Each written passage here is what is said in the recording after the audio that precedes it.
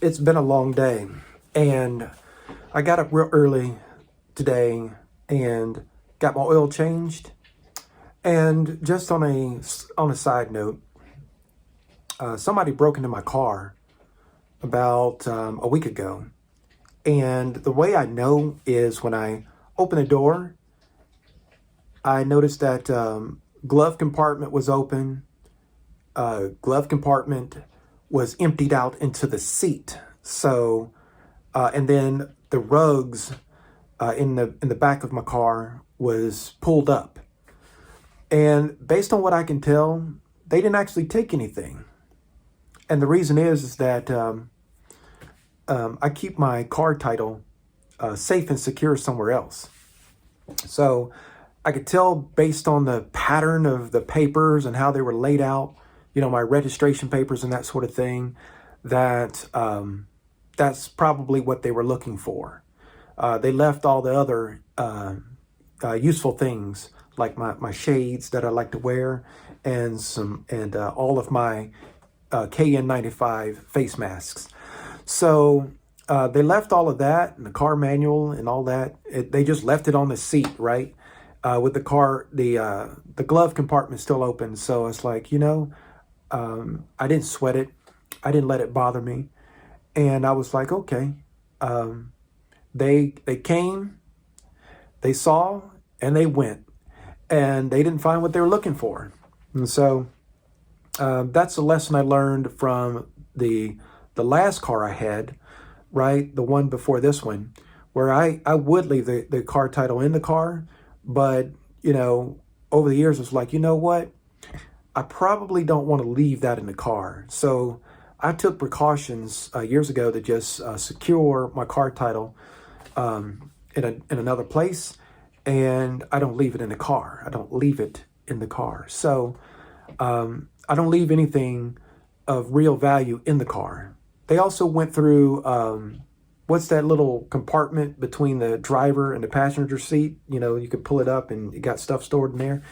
They were pretty thorough. They looked in there. They didn't see anything but a hairbrush and some Ziploc bags and some Clorox cleanup wipes. So that's all they saw. And I was like, okay. And it's my fault because either I forgot to lock the door or the door was unlocked accidentally, because my key fob is so old now that the unlock button is like really sensitive. The unlock button is really sensitive, so you could barely touch it and it'll unlock the door. And so while I'm carrying my key fob around, it might unlock the door without me knowing. So I've taken the habit now of just double checking the door lock. And so anyway, that was interesting. What I wanted to talk about today is cheap food, inexpensive food that you can make for $2. And when I say $2, it doesn't cost $2 to buy the food. $2 is what the food costs if you approach the meal a certain way. So for example, if you buy $16 worth of groceries or $20 worth of groceries, and they last, let's say, anywhere from 7 to 14 days, 1 week or 2 weeks, then that averages out to about $1.60, $1.80, or somewhere in that ballpark, right?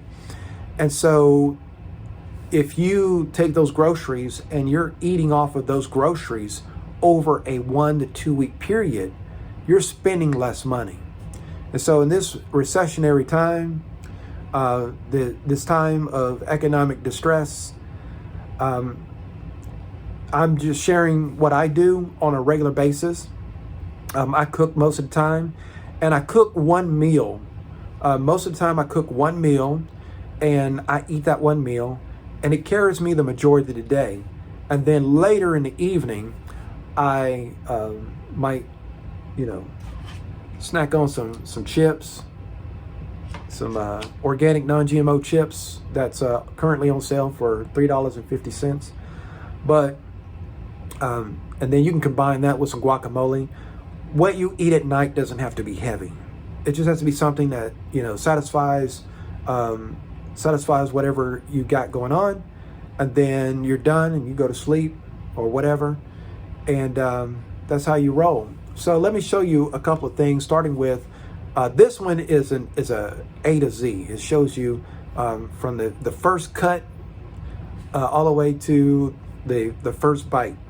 And so if you want to see how you can replicate this is like that universal meal that you can replicate, and it's going to give you your protein, it's going to give you your vital nutrients, and it's going to use ingredients that are the most essential ingredients to use in a meal like this. And that is lentils, broccoli slaw, and the optional part is either quinoa or rice. But lentils and broccoli slaw, those two can sustain you. Lentils and broccoli slaw. So I'm going to show you how I prepare lentils and broccoli slaw, and I hope you enjoy this. So yes, this particular cutting board has seen some duty. I've used it for many years, and as I do on many days, I'm going to make something very simple, very straightforward. What I've learned to do in my cooking is not put so much into it in terms of like ceremony. You just go straight forward and you just make it simple. And so I'm going to start off with these, what do you call them? Some people call them bell peppers. So I wash these with spring water, spring water, and have them in this bag, and I refrigerate them, and I bring them out as needed. And you don't need very much.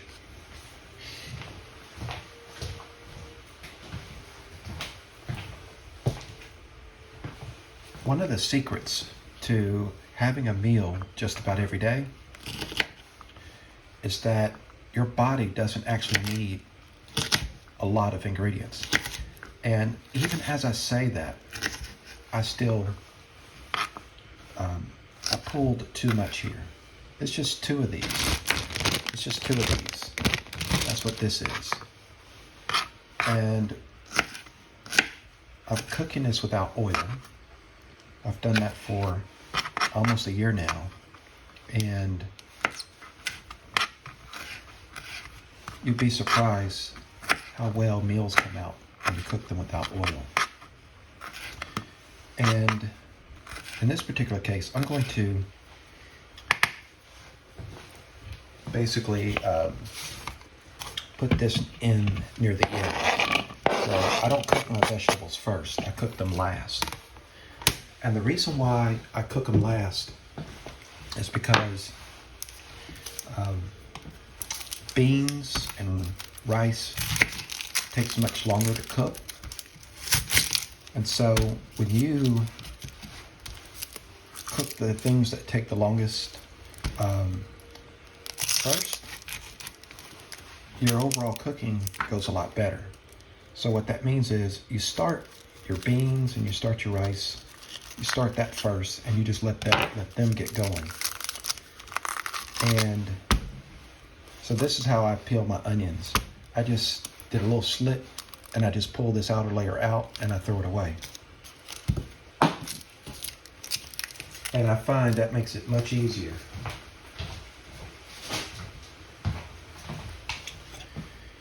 And most of the vegetables I don't cut in advance, but onions I do. So I cut them and I kind of, have them already pre-chopped.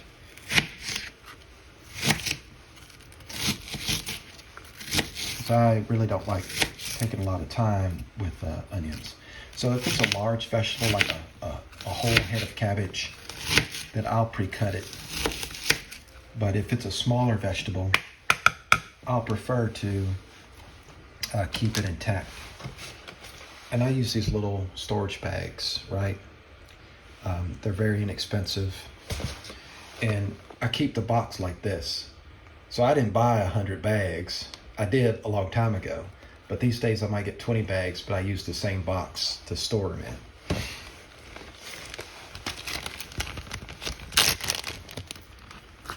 So these ingredients are inexpensive.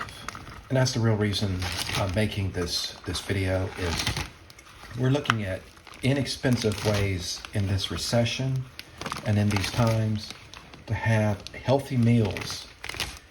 And of course, these are organic and or non-GMO ingredients that I'm using. So I'm storing this. And when I store it this way, one of the benefits is, yeah, I got onions ready to go because you can eat onions raw and you can also pickle them. So sometimes I might pickle, if I have some vinegar around and some salt, I'll pickle them.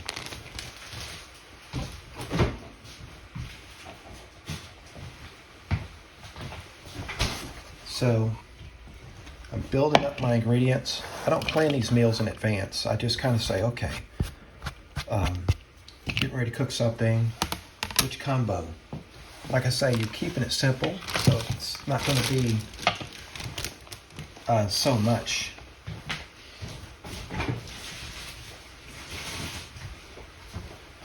And I just washed these mushrooms. I got them for reduced price. They're like $2. They're normally like $4, $5. I got them for $2. And there's nothing wrong with them. I washed them very thoroughly. They're good to go. I mean, they're mushrooms. Mushrooms age. So now, mushrooms is that class of ingredient that you want to cook early rather than late, because you want your mushrooms to be thoroughly cooked. So go ahead and cut these up. But it doesn't matter when you cut the mushrooms up. The rest of these mushrooms that I showed, I'm going to store them up, right?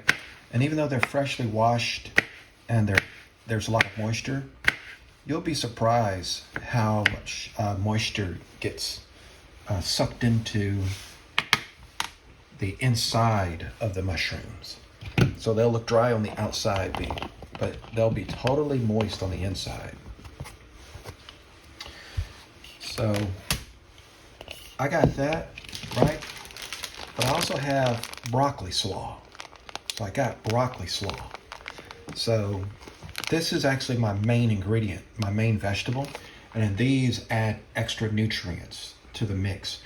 If all I had was this and rice and beans, or if all I had was this and beans, this would be all I would ever need in terms of nutrition and surviving on a minimal budget. So, but I saw the mushrooms were reduced price and had the sale going on the onions. You rarely see peppers go on sale for some reason, but at the right time you can catch them at reduced price. So we'll take the mushrooms and I'm going to store them.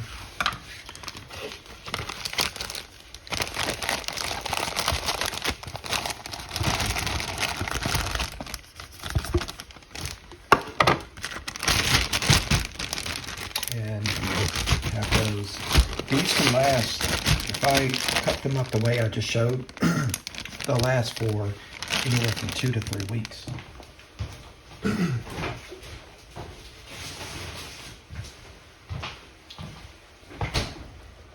So, I'm going to get this prepped up.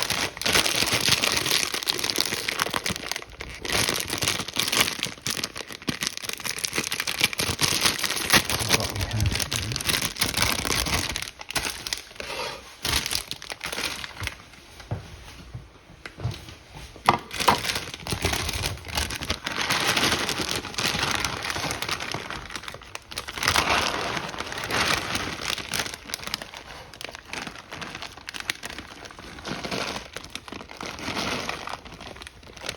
what I'm gonna do is I'll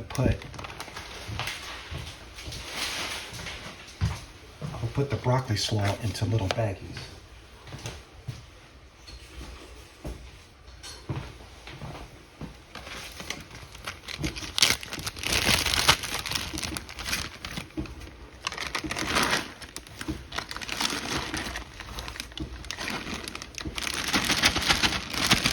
So they're kind of portioned just right, so that when I am ready to cook with them, then I'm pretty much in a good place in terms of just grabbing a little bit out of the bag.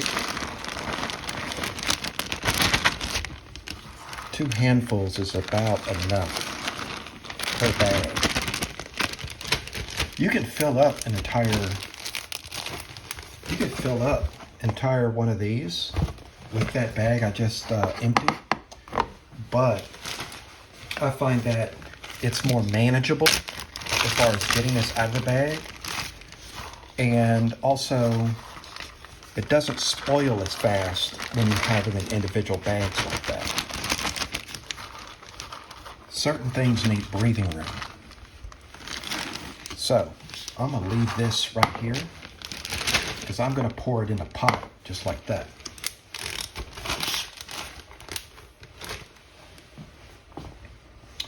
Also, this is the salt that I use these days. This is real sea salt. Notice the moisture.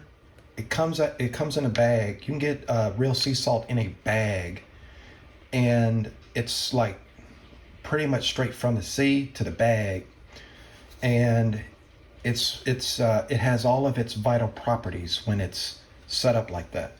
So that's the salt that I'm using.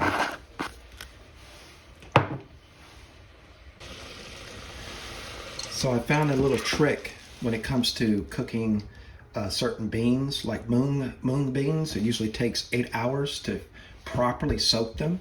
But I found a trick, a workaround, where you can cook this in like less than 30 minutes and not use a pressure cooker, but a regular pan. Basically, you just take your typical water, you know, your spring water, and you just put a little bit in the pan and then let it boil. And it's gonna boil in about 5 to 10 minutes, right? And then the water's gonna turn real dark brown. And that's all of the lectins and the anti-digestive properties coming out. And then you drain it after it turns real dark brown, and you drain it, and then you pour in just a little bit more water. After you drain it, you pour some more water, just a little bit, right? Just enough to cover the beans, and then it's gonna cook to like this. And that's when you know it's ready for the next stage, right? So I'm gonna go ahead and drain this real quick.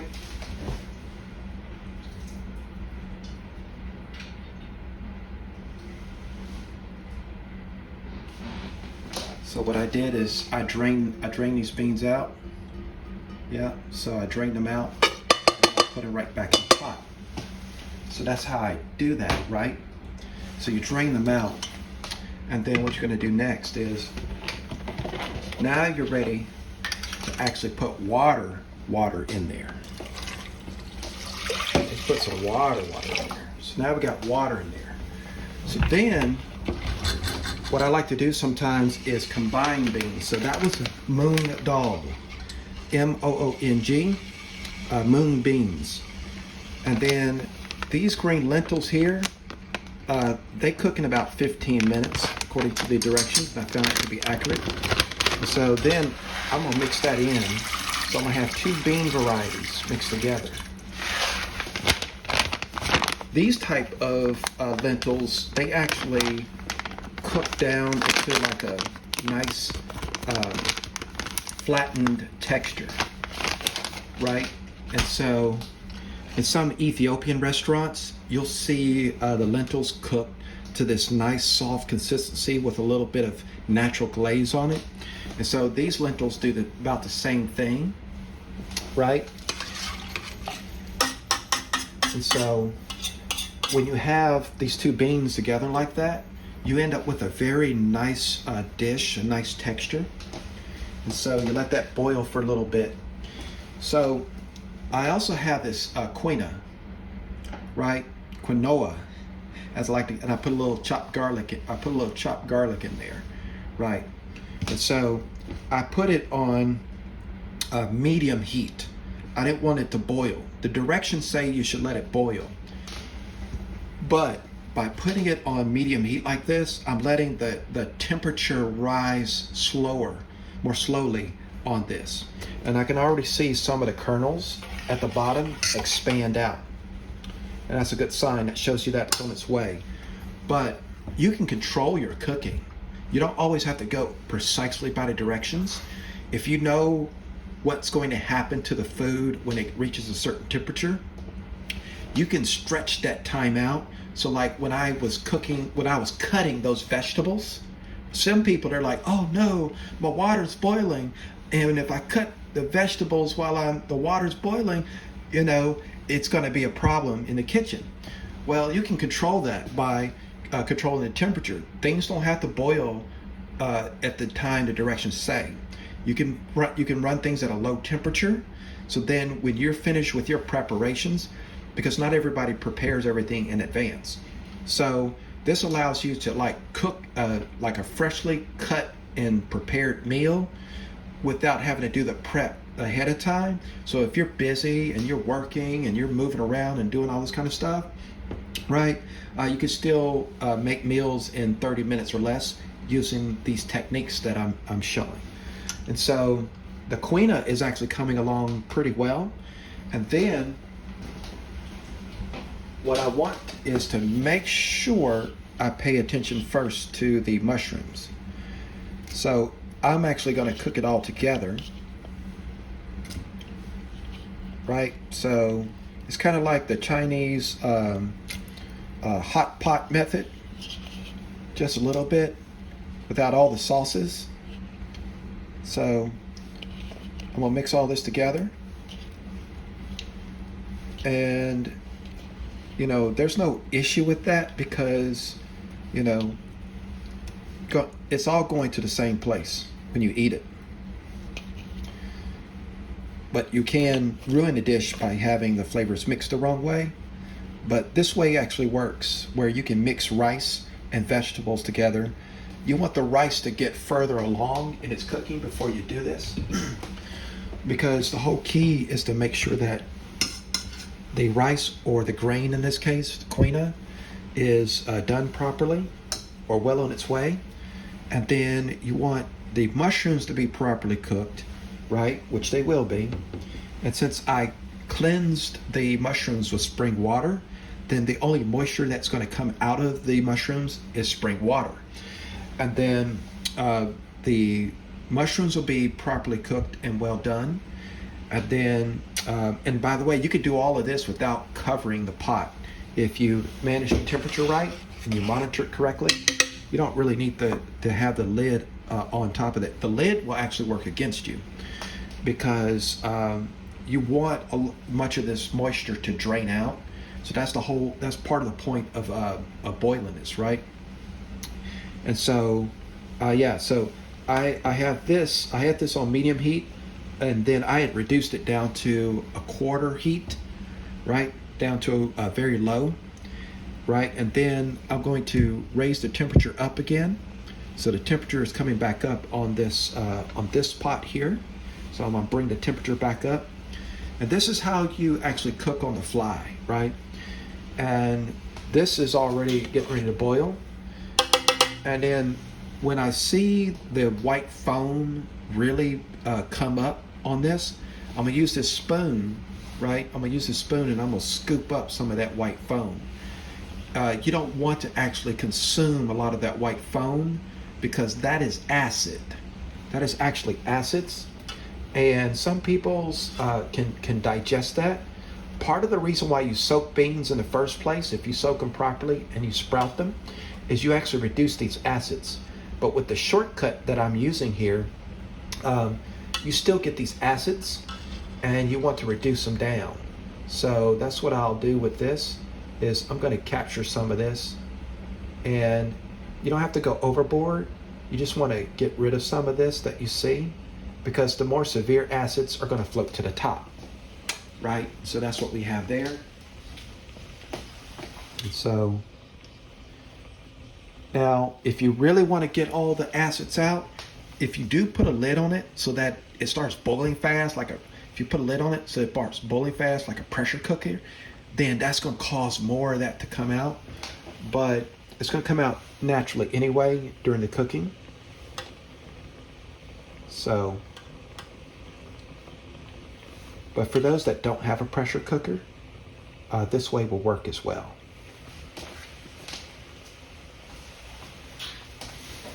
Let's just stir it. You can get more of that moving about.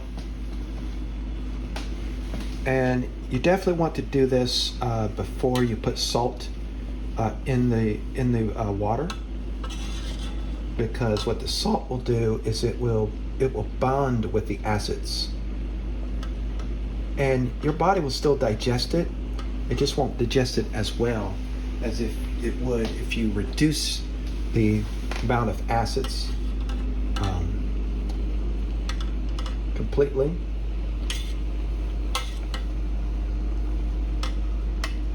And so now, one benefit of sprouting the beans, if you sprout them, let them soak for well, not soak, but you soak them for 2 days, change the water the first day, change the water the second day, and then let the beans sprout on the third and fourth days. Then you don't actually get this foam when you cook them, because the sprouting process removes the excess acids, right? So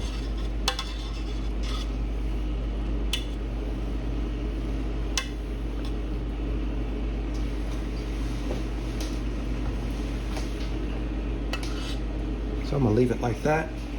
And then at this point, this is actually a good time to add the salt. You want to add the salt when the water is really boiling, because that is what is going to cause these crystals to dissolve. And that seemed like a lot of salt, but believe me, I've measured it, I've tasted it, and that's the right amount. Now, for this quinoa mixture, just a small amount. Go ahead and put that in there, put that right in the middle.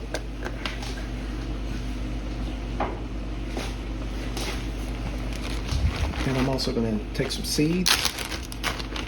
I actually forgot what these seeds are. I think it's coriander seeds. It might be coriander. We'll put that in there with the beans.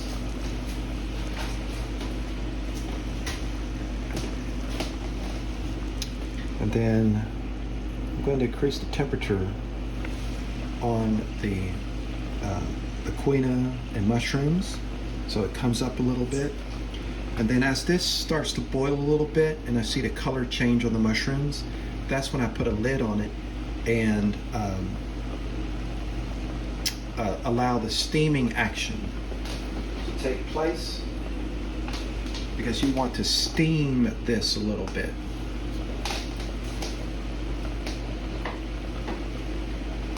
When you steam your vegetables in this way, then you end up with something that is very much like what you would see with Japanese cooking. Oh, look at that. So we can just grab and discard some of that. So what the salt does is it makes some of this foam more clumpy. It makes it more clumpy. So when it's clumpy like that, it's harder to separate it from the beans. It tends to want to stick to the beans. So you might have to sacrifice some of the beans in this process. But I try to avoid that.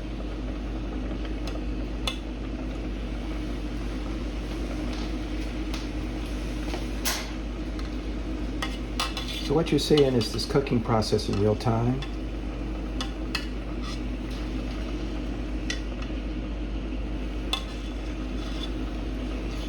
And to some, as much as this might look like, oh, you got a little bit going on.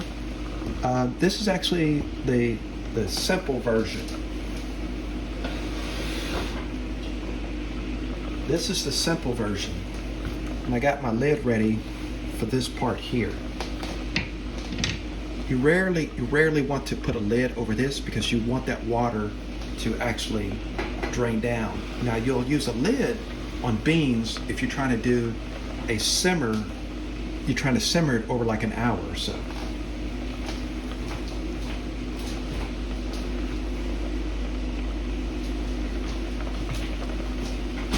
And I got my tomato sauce prepared.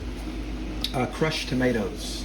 A can of crushed tomatoes with no salt added. Kroger's, you can get a can of crushed tomatoes with no salt added, and it will make 3 or 4 cups of like this, right? And you just refrigerate them, and then you just take your spoon and you just duck that right in the middle, and that's what adds flavor to all of this. So notice I haven't put any extra spices, no turmeric, no ground pepper, nothing like that. I did that on purpose because I wanted to use up all of my spices. So I used up all my spices about, the last of my spices was about 3 weeks ago. And so I've been cooking without spices for the last 3 weeks.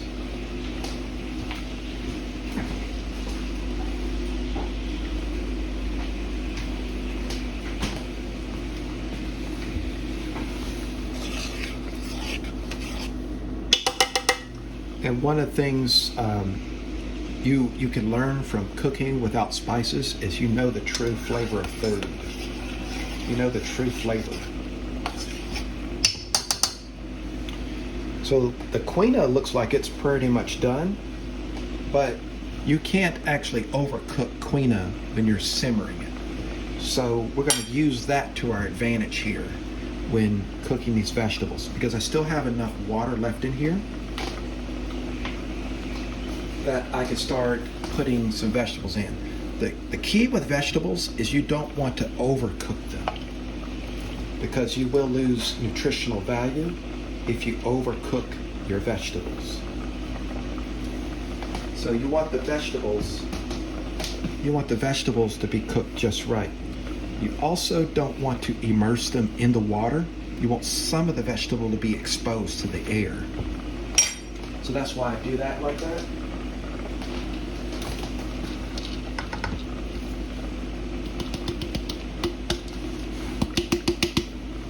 And with this broccoli slaw, I'm basically making a heel top.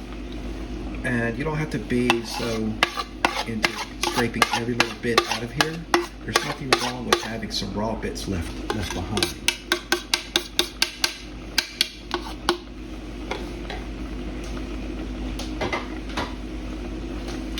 So then, now we put the lid on it.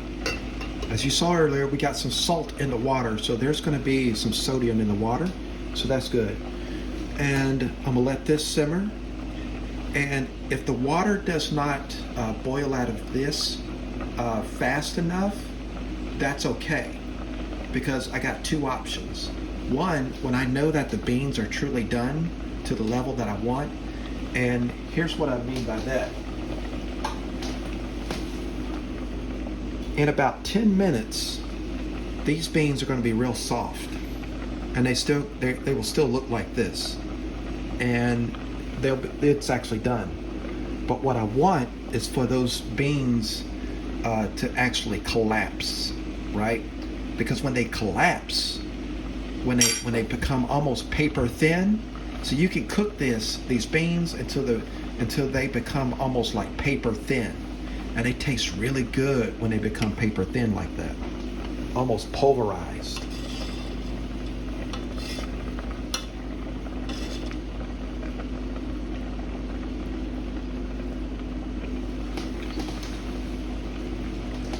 And that happens when it's under high heat. If the heat is too high, though, you're going to lose the water without it getting pulverized.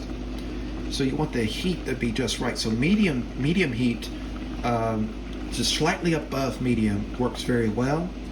You don't want too much water, because that is going to actually water down the salt, and it's not going to taste as good, right? And so we have just the right amount of water in here, and you don't have to keep stirring this. You actually let this just run on autopilot at this point, and it's going to be good. This here is going to increase in temperature now, even though I have it, we'll put it on a lower heat setting. Even though I have it on a lower heat setting, the lid causes the heat to be contained, and so it builds up a little bit more. So that's the secret to simmering food, right? So this is, I can see it boiling there. And so, so see that quinoa, it's boiling? Yeah, so anyway, so that's why you reduce the heat, so that you end up with a proper distribution of temperature. But you're also attempting to cook the vegetables at just the right consistency. You don't want the vegetables to be limp. You want them to still have almost a crunch. You don't want a full crunch, but almost a crunch.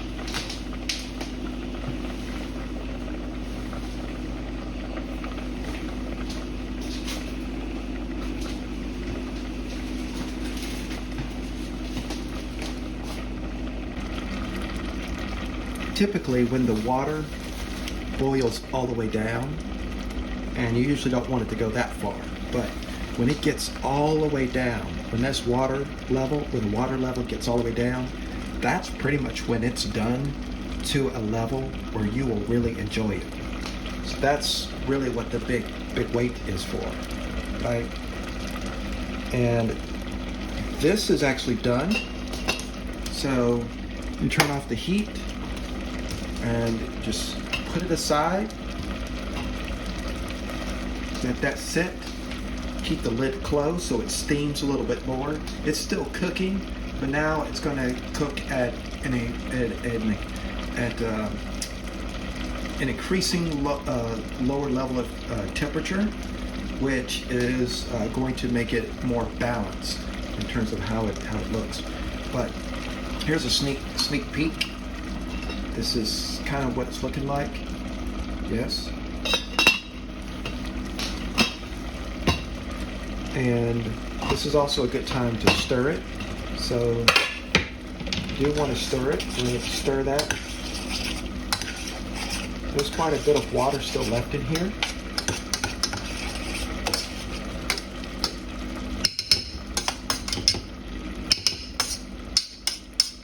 So I'm going to drain 90% of the water, because you still want some moisture in there. So it's really just waiting for this to complete.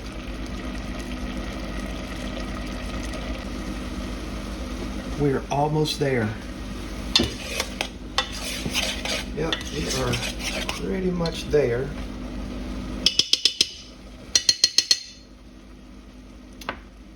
And this is very, very close to the way, in terms of the consistency, the way I've seen it in Ethiopian restaurants. Also, while I was waiting for this, I went ahead and cleaned up. That's how I do it. You clean up at the same time you cook, so that when you're finished cooking, you can just enjoy the meal and not worry about dishes in the background. So the only thing left when this is finished and I put it in the bowl is to just soak the inside of the pan, right? So put some laundry detergent inside there. Not laundry detergent, dish detergent. And so water, vigorously agitate it, and let it just sit there while I'm eating. So then by the time I'm finished eating, I can just come back and just clean the pot and do it in an efficient way.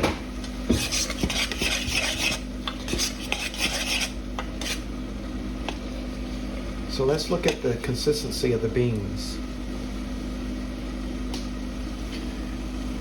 So some of these beans, they are almost transparent, and they're also crushed, almost crushed, naturally crushed. That's pretty much how you want them.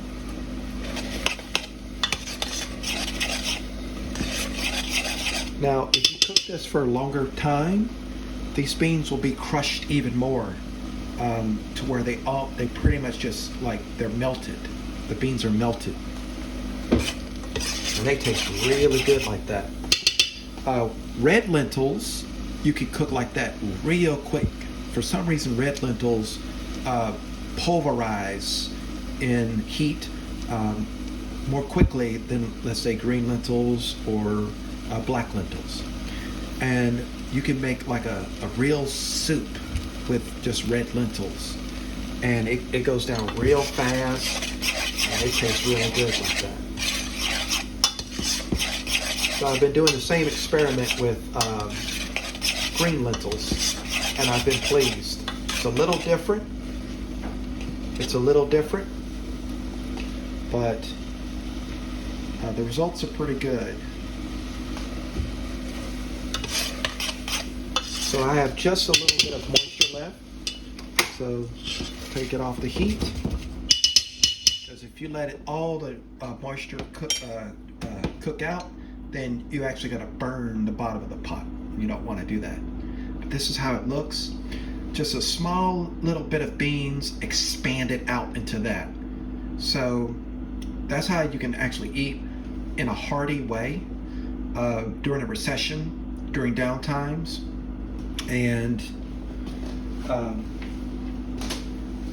you basically just take it.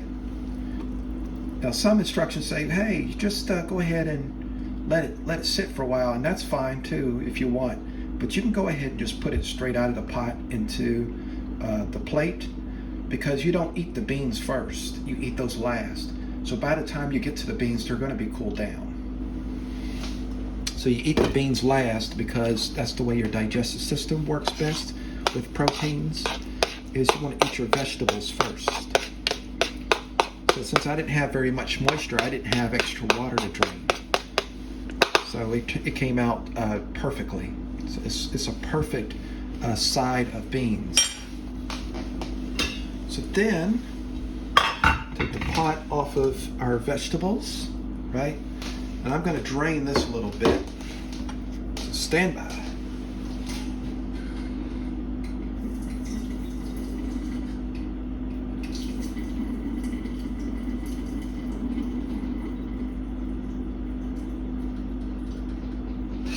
All right, so I left just a fraction of moisture in there.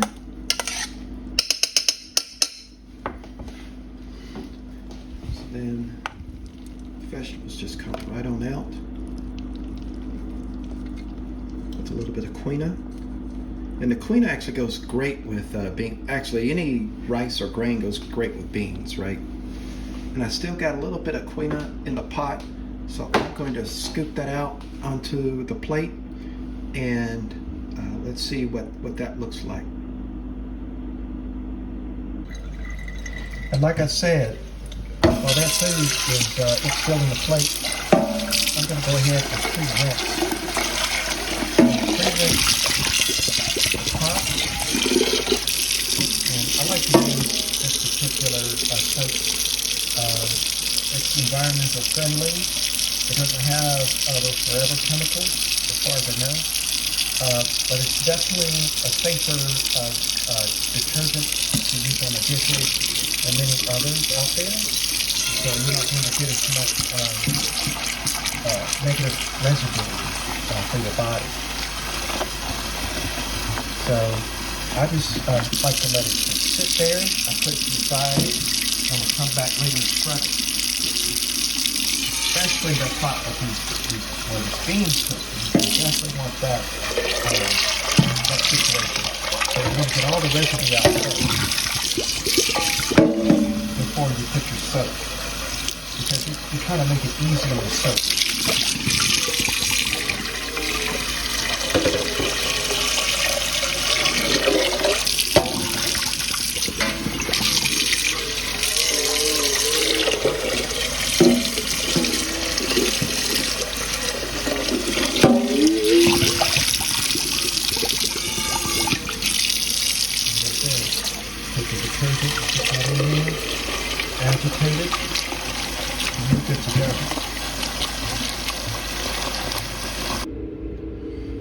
right, so we got the final meal together. I'm gonna put some of this quinoa on this side, on the bean side, and I like to start with the vegetables first.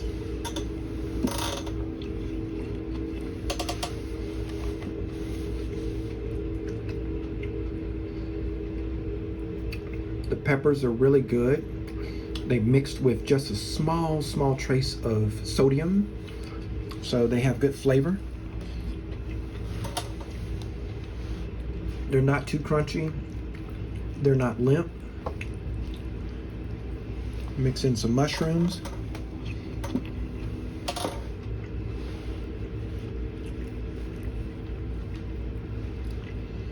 So you get about 1/3 of the vegetables consumed.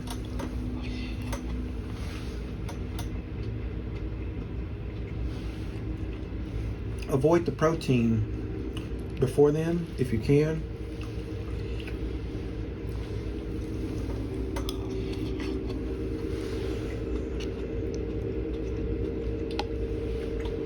The mushrooms are a good source of vitamin D, by the way.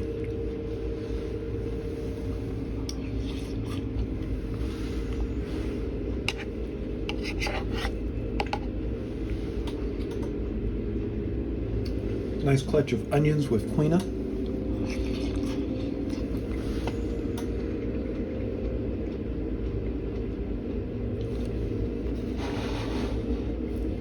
So now we start to mix in a little bit of beans with the quinoa.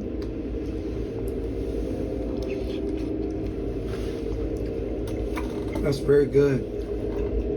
That's very, very good. So, I have a good meal here.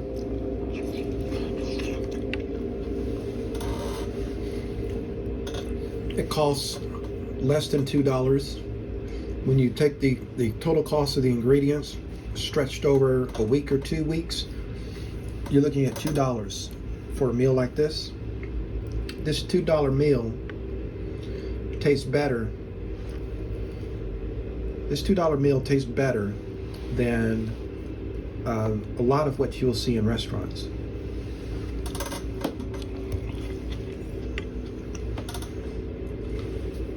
So I hope you enjoyed this, and I will catch you later.